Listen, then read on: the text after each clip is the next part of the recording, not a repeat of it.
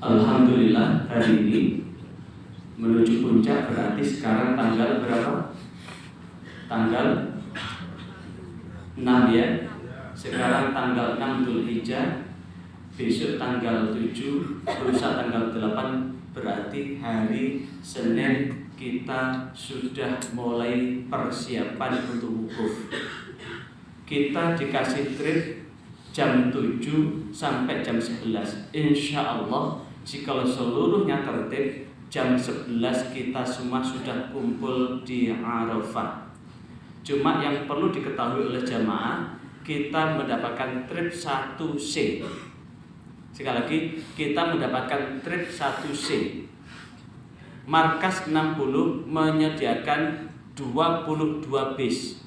Sekali lagi, Markas 60 menyediakan 22 bis. 10 bis pertama akan mendorong atau mengevakuasi jamaah dari Batam yang berjumlah 450.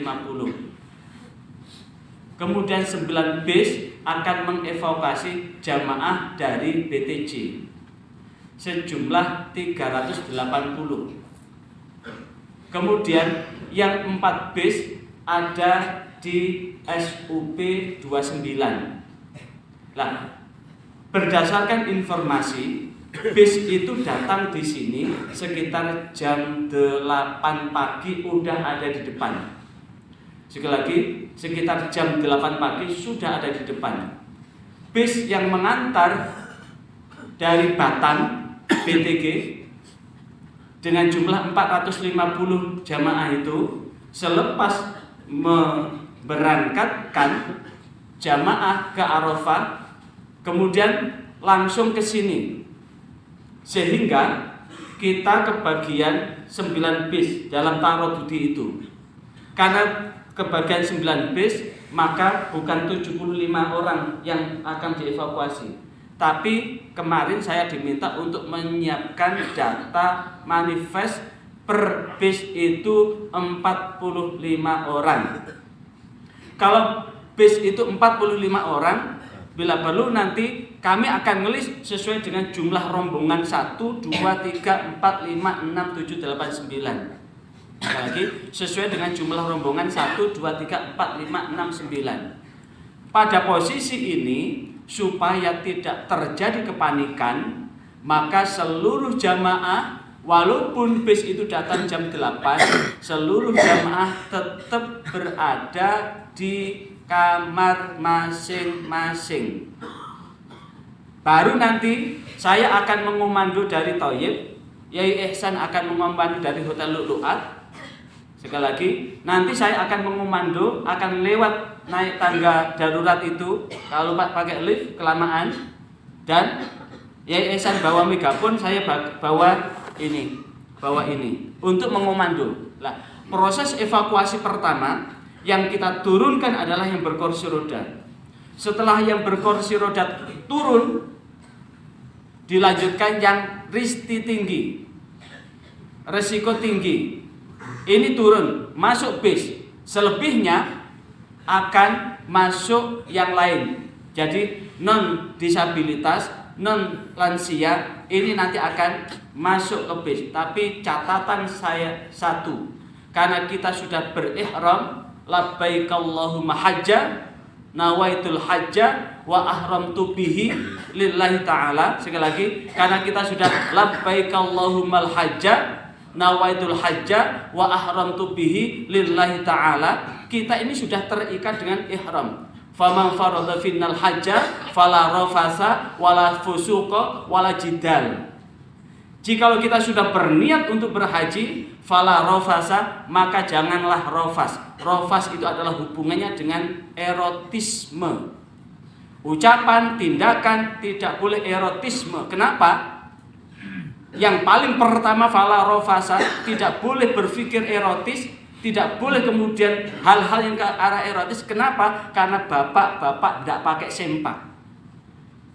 Kalau pakai sempak bahaya, itu bisa terbang kemana-mana. Fala rafasa. Makanya kalau sampai suami istri melanggar rofas ini bukan hanya gagal hajinya, bukan hanya membayar unta, tapi juga dianggap hajinya gagal dan tahun depan ngulang lagi. Wala fusuqa, itu berbuat dosa. Segala macam apapun ini termasuk dosa. Biarlah pekerjaan tinggalkan di tanah air. Sing dodolan sate ojo ngomong dodol dagangane.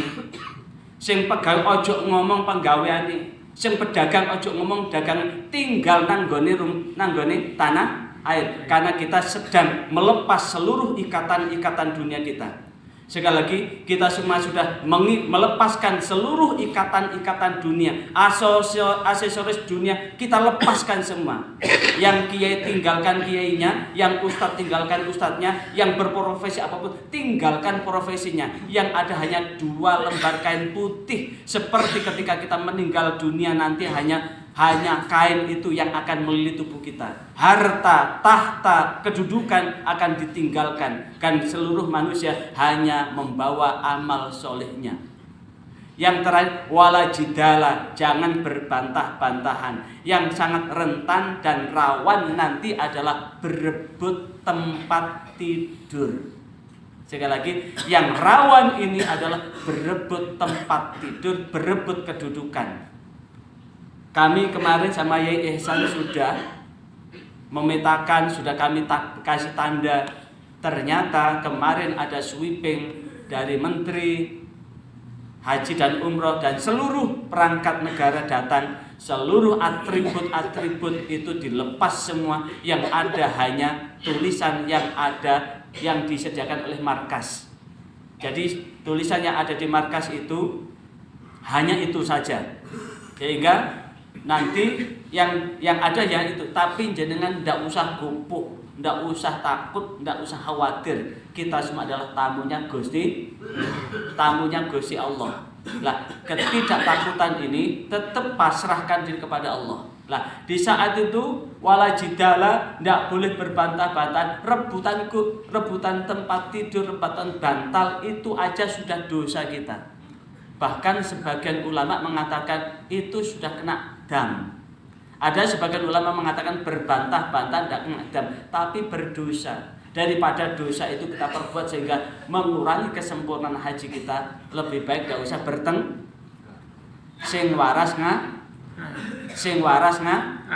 sing berpikir logis ngalah. Lah, ini nanti karena kiblatnya itu adalah menghadap ke pintu, ada pintu. Alhamdulillah, ini termasuk pengalaman saya yang keempat. Ini adalah tenda yang paling bagus.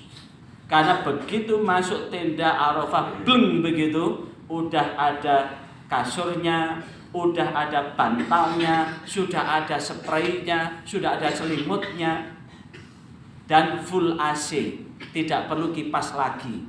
Jadi asal panjenengan tidak kemana-mana, maka insya Allah nanti kita amat sangat nyaman berada di dalam tenda. Lah, ngaturnya bagaimana nanti? Ini nanti tolong yang perempuan nempati baris yang paling belakang. Berarti kalau misalkan pintunya dari sini, dari arah kanan kita, maka perempuan yang datang pertama kali langsung merapat ke arah dinding paling belakang. Sekali lagi, langsung ke arah dinding paling belakang. Yang laki-laki menempati soft yang. Lah, kami minta karena ini nanti hubungannya dengan memobilisasi jamaah, maka kami minta ketua rombongan, makanya kasur yang paling depan nanti tolong dikosongi, karena kasur yang paling depan itu nanti akan ditempati ketua rombongan PIHK dan PIH KPIHU. Karena ini yang akan memobilisasi nanti, yang akan memobilisasi jamaah. Jadi yang laki-laki begitu masuk pintu depan, kasur yang dekat dengan pintu itu kosongi. Baru nanti pilih kasur nomor 2 dan seterusnya. Yang laki-laki jamaah yang datang yang paling pertama isi kasur yang paling depan atau soft kedua. Kasur soft kedua langsung terus. Jadi yang perempuan ngisi soft yang paling belakang, yang laki-laki ngisi soft yang paling, sehingga nanti insya Allah kebagian kasur semua. Nah, sesuai dengan pemetaan kemarin, kalau di rombongan satu itu ada 43, kemudian dan seterusnya. Kemarin sudah kami sampaikan, Abdullah, karena ini irisan demi untuk mewujudkan kemaslahatan. Makanya di sini nih saya senang sama ini Mbak Nurul dan suaminya yang menolong jamaahnya yang begitu banyak, dorong tanpa lelah dan tanpa henti. Saya yakin kalau itu berangkat dari hati yang paling ikhlas, maka di antara jamaah ini ganjaran yang paling banyak yang Allah berikan kepada Mbak Nurul sama suaminya. Amin. Karena itu mudah-mudahan di tempat tanah suci ini selepas haji nanti mudah-mudahan sudah ada benih yang tertanam di rahimnya. Amin. Al-Fatihah. Dan itu karena itu prinsipnya adalah siapapun yang meringankan saudaranya, maka Allah pun akan meringankan apa yang menjadi hajat-hajatnya. Dan nanti apapun lah, karena yang di tenda utama itu hanya berapa? 295, sementara jumlah jamaah kita adalah 379,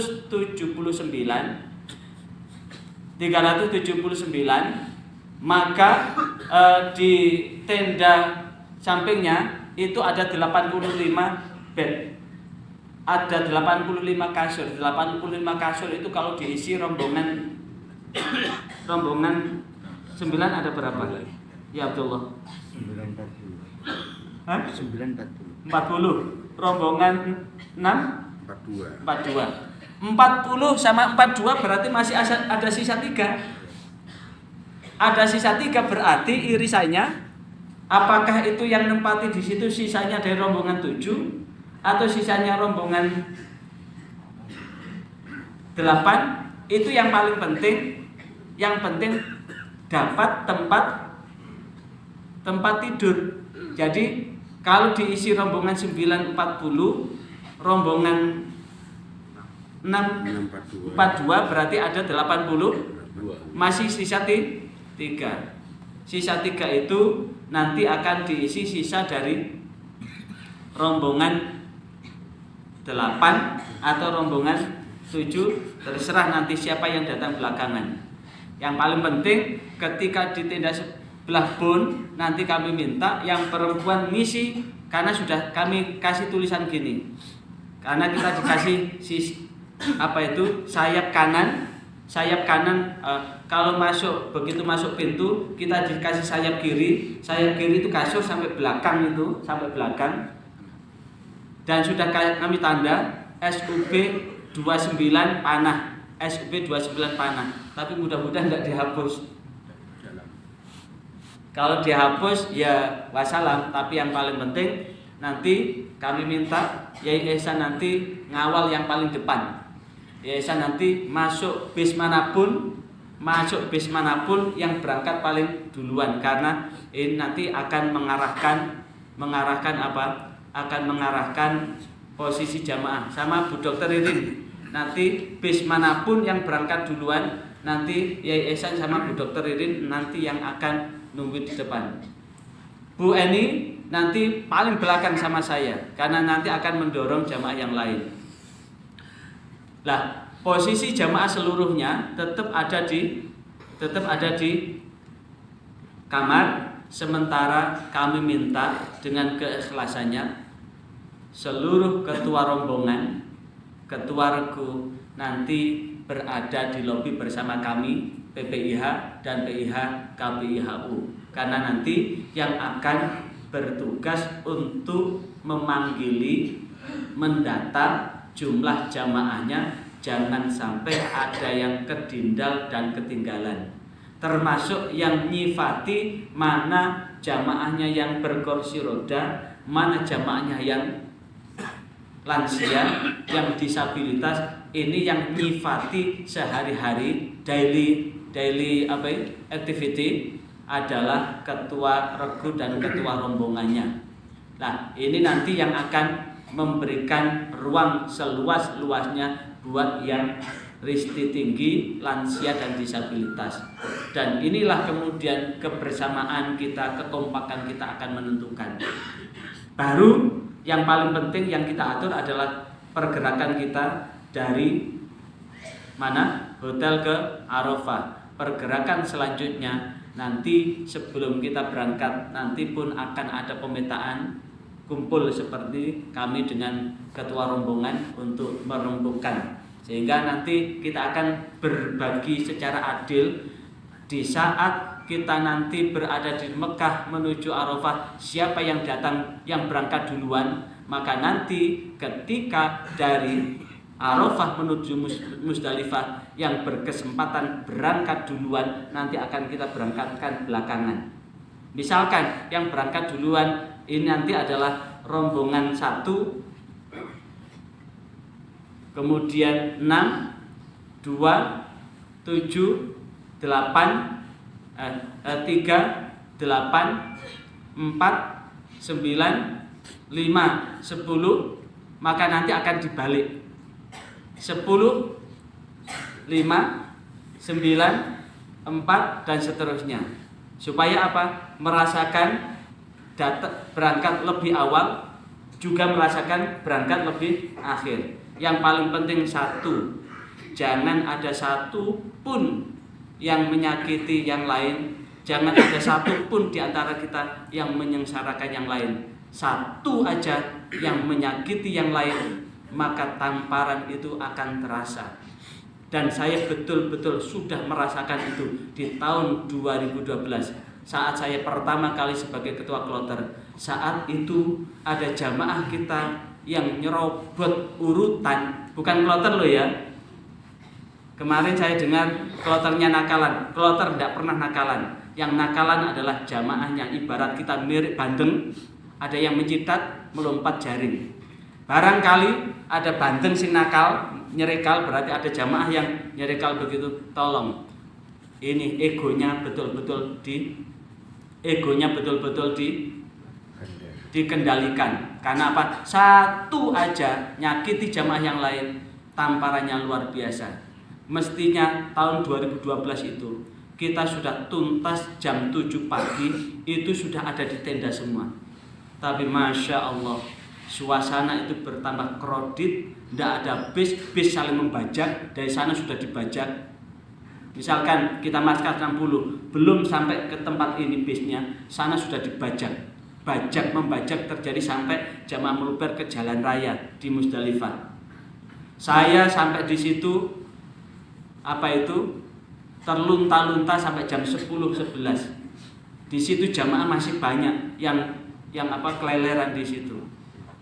Dan karena prinsip saya adalah sebagai penanggung jawab utama, saya memastikan diri saya akan masuk bis yang terakhir setelah seluruh jamaah masuk bis semua. Dan saya baru tiba di tenda Mina 2:30 siang. Coba jenengan bayangkan, tidak ada air, tidak ada payung, tidak ada tenda, dan berada di tempat itu. Makanya itu karena ulah satu orang aja. Makanya di dalam kitab Kalamunal Qalb yang kemudian diterjemahkan suara hati, satu ketika Nabi Musa alaihissalam mendapatkan musibah yang luar biasa. Ternyata musibah itu lantaran ada satu umatnya Nabi Musa yang 40 tahun berdosa tapi tidak pernah menyadari perbuatan dosa itu. Maka di hari Arafah ini hati-hati buat orang yang berbuat dosa tapi tidak menyadari atas perbuatan dosanya, maka satu kloter ini akan menerima akibatnya. Makanya jangan pernah berhenti untuk senantiasa mohon ampun kepada Allah Subhanahu wa taala. Ini sebagai pengantar dari saya, nanti kami kasih kesempatan Ihsan untuk menjelaskan tentang proses hal yang berkaitan dengan Arafah.